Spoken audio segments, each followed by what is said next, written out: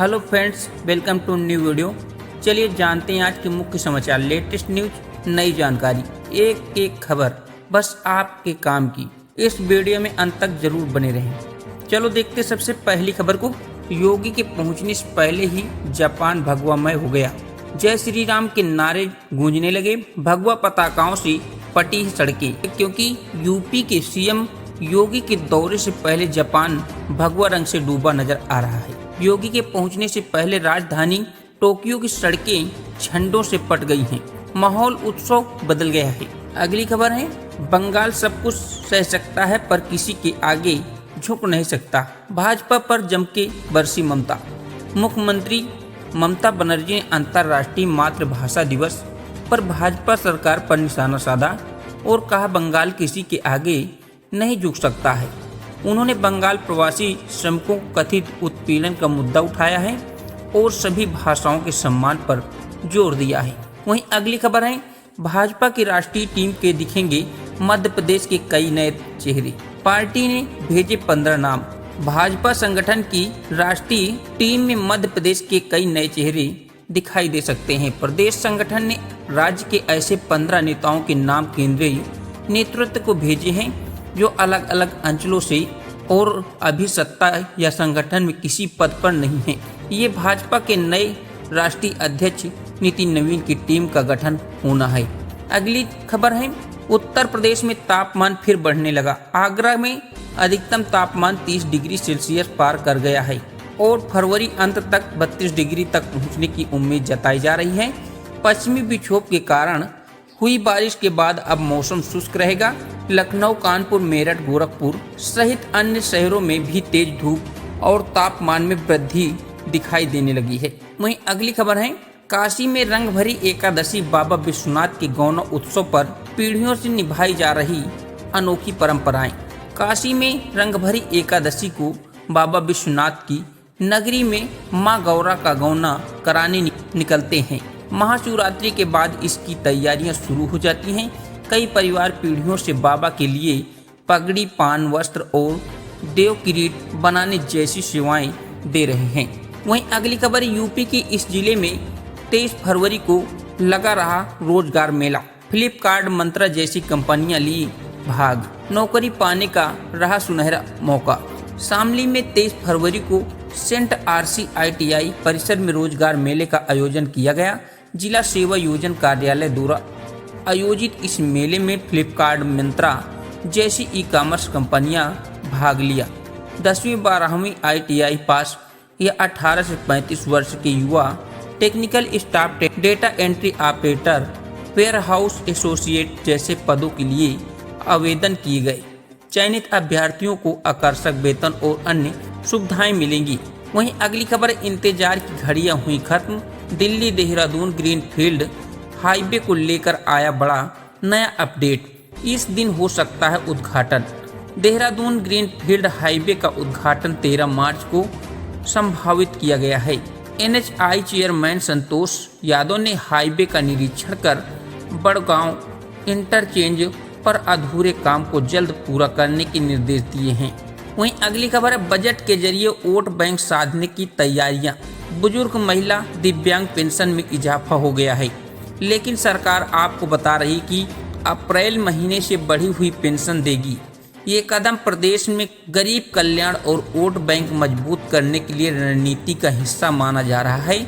जो कुछ भी, लेकिन इससे गरीब और बुजुर्ग लोगों को फायदा तो होगा। यानी कि अब यूपी में वृद्ध जन को, पुरुष या महिला हो, दिव्यांग जन हो, निराश्रित महिलाएं, विधवा पेंशन, इन सभी को इजाफा दिया गया है। पहले 12,000 सालाना मिलता था, अब 18,000 मिलेगा। वहीं अगली खबर है, लखनऊ नगर निगम बजट 2026-27 1534 करोड़ से होंगे विकास कार्य। सभी वार्डों में बनेंगे मॉडल वेटिंग जोन। लखनऊ नगर निगम की कार्यकारिणी समिति ने वित्तीय वर्ष 2026-27 के बजट को मंजूरी प्रदान कर दी है। इसमें 1534 करोड़ रुपए के विकास कार्यों का प्रावधान रखा गया है, जिसमें सड़कें, नाले, पार्क और स्ट्रीट लाइट शामिल हैं। वहीं अगली खबर है, गोरखपुर शिक्षा आत्महत्या मामला, परिवार ने की CBI जांच की मांग। अधिकारियों पर संरक्षण का आरोप।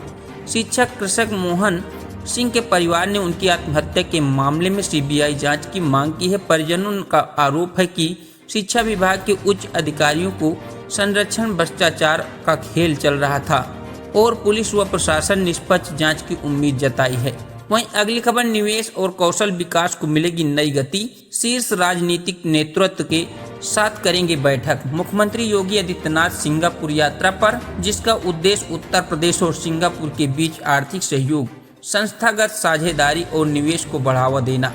इस दौरान सीएम योगी बैठक भी करेंगे। वहीं अगली खबर, गोरखपुर में दुष्कर्म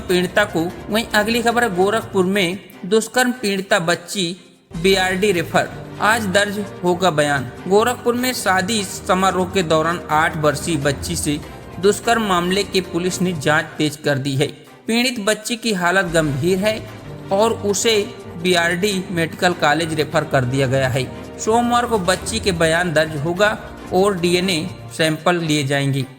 वहीं अगली खबर, यूपी बनेगा एआई का डीप टेक हब। मुख्यमंत्री योगी आदित्यनाथ ने लखनऊ में आईबीएम एआई गावटेक इनोवेशन सेंटर का उद्घाटन किया। उन्होंने कहा कि Uttar Pradesh deep tech, AI और क्वांटम कंप्यूटिंग में अग्रणी बनेगा। सीएम ने प्रधानमंत्री मोदी के नेतृत्व में डिजिटल इंडिया की सफलताओं का जिक्र किया और बताया कि कैसे एआई का उपयोग इंसेफेलाइटिक उन्मूलन और स्कूल ड्रॉप आउट कम करने में हुआ। आईबीएम ने यूपी सरकार के साथ 2 MOU भी साइन किए। वहीं अगली खबर, चित्रकूट के भरतकूप राम जानकी मंदिर में बड़ी चोरी, भगवान राम परिवार के 8 चांदी के मुकुट गायब। चित्रकूट के भरतकूप स्थित प्राचीन राम जानकी मंदिर में गुरुवार रात चोरों ने धावा बोलकर गर्भगृह से भगवान राम और परिवार के 8 चांदी के मुकुट चुरा लिए। केवल हनुमान जी की मुकुट सुरक्षित बची है। वहीं अगली खबर है, फतेहपुर में नकली प्लास्टिक पाइप फैक्ट्री का भंडाफोड़, सुप्रीम ब्रांड के नाम पर धोखाधड़ी। दिल्ली से आई एक कंपनी के अधिकारियों ने पुलिस के साथ मिलकर हथगाम में सिठौरा रोड पर नकली प्लास्टिक पाइप बनाने वाली फैक्ट्री का पर्दाफाश किया है, जिसमें सुप्रीम ब्रांड के नाम पर पाइप बनाई जाती थी। वहीं अगली खबर है, यूपी में 13 करोड़ की लागत से बन रहा प्रशिक्षण केंद्र, 100 स्टूडेंट को एक साथ मिलेगी ट्रेनिंग। बहराइच में 13 करोड़ की लागत से बन रहा एनम प्रशिक्षण केंद्र 3 माह में पूरा होने की उम्मीद जताई जा रही है। यह केंद्र जिले के 7 अन्य जनपदों में छात्रों को भी एनम का 2 वर्षीय डिप्लोमा कोर्स कराने का अवसर मिलेगा। वहीं अगली खबर है, तहसीलदार अब कर पाएंगे पीएम किसान सम्मान निधि का निस्तारण।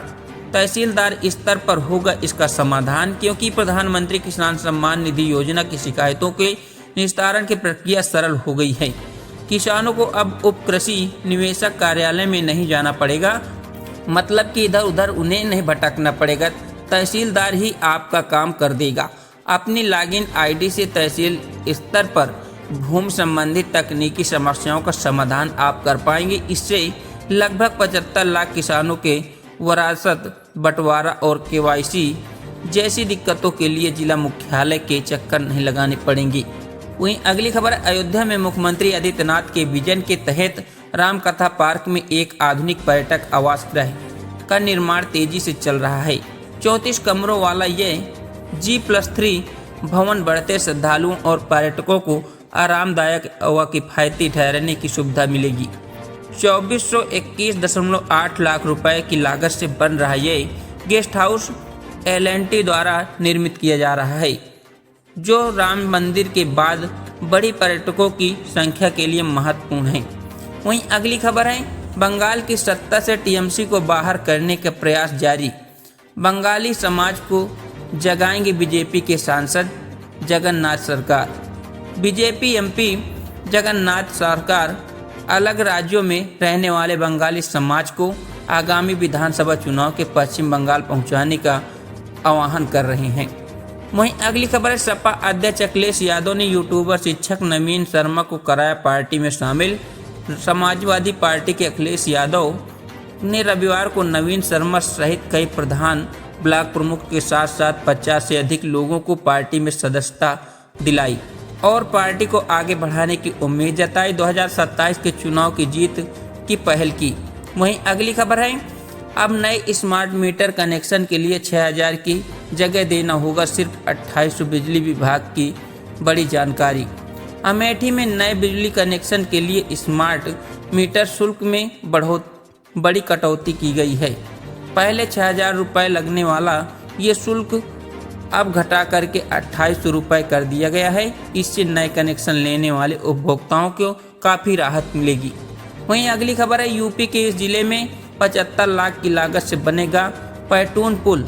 1 दर्जन गाँव को लोगों को मिलेगा सीधा फायदा। नूरपुर तनौरा मार्ग पर 75 लाख रुपए की लागत से पैटून पुल का निर्माण किया जा रहा है।